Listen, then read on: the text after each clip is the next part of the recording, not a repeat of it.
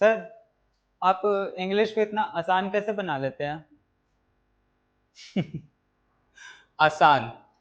बैठ जाओ बेटा। आज मैं तुम सबको एक बात बताऊंगा। जब मैं तुम्हारी उम्र का था, मैं भी इंग्लिश से बहुत डरता था। मुझे लगता था जैसे ये कुछ स्पेशल लोगों के लिए होता है, हम जैसे लोगों के लिए नहीं। पर फिर मुझे एक मैम मिली। उन्होंने मुझसे कहा, mistakes are the proof that you are trying. बस उसी दिन से मैंने और ज्यादा मेहनत करना शुरू किया। रोज एक नई कहानी लिखी, रोज एक नया शब्द सीखा।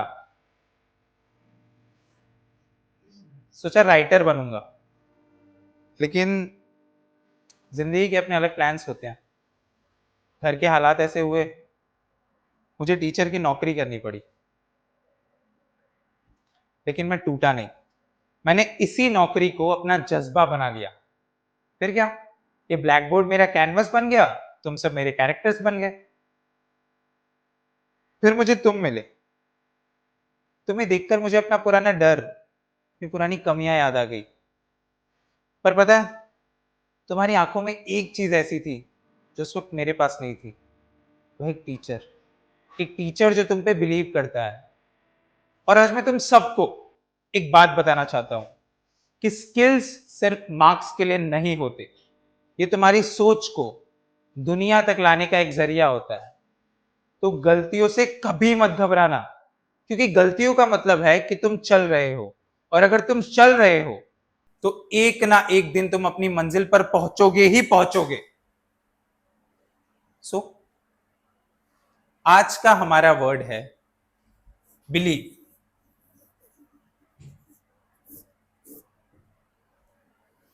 खुद पर भरोसा। समझे? हेलो, मेरा नाम है सौरभ राय और मैं गोरखपुर उत्तर प्रदेश का रहने वाला हूँ। अभी कुछ ही दिनों पहले रोनी सर ने 3 दिन का वर्कशॉप लिया, जो कि था कैरेक्टराइजेशन के ऊपर। तो इन 3 दिनों में हमने पहले दिन खुद के बारे में जाना। उन्होंने हमें बताया कि अपनी 5 स्ट्रेंथ्स और 5 वीकनेसेस को बताओ। हमने खुल के अपने बारे में, अपनी स्ट्रेंथ्स के बारे में, अपनी वीकनेसेस के बारे में जाना। तो पहले दिन मैंने खुद को जाना।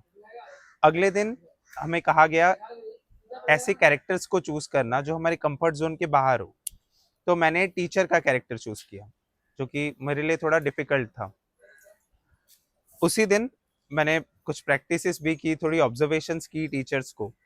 अगले दिन मैंने एक बैक स्टोरी बनाई उसकी, जो कि रोनी सर ने ही हमें कहा था। मैंने एक बैक स्टोरी बनाई, उसके मोनोलॉग्स रेडी किए, प्रैक्टिस की 100 बार, 200 बार मैंने उस स्क्रिप्ट को पढ़ा। फिर भी मुझे डिफिकल्टीज आ रही थी, और भी प्रॉब्लम्स मैंने फेस की, जैसे मेरे शोल्डर ऑटोमेटिक हिल रहे थे, क्योंकि वो मेरा कैरेक्टर जो है वो उसके शोल्डर्स हिलते हैं। तो मैंने इस चीज़ में भी इम्प्रूवमेंट की। सर ने जैसा गाइड किया वैसे मैंने किया, तो उसमें भी सुधार आया। इस पूरे सेशन से मैंने जो प्रोसेस होता है उसको समझ लिया है, कि किसी भी कैरेक्टर के क्लोजेस्ट जाने के बीच में जो प्रोसेस है वो अब मेरे अंदर अडेप्ट हो चुका है। और अब मुझे किसी भी कैरेक्टर के क्लोज जाने में उतना समय नहीं लगेगा, और उतना हार्ड नहीं है वो मेरे लिए अब।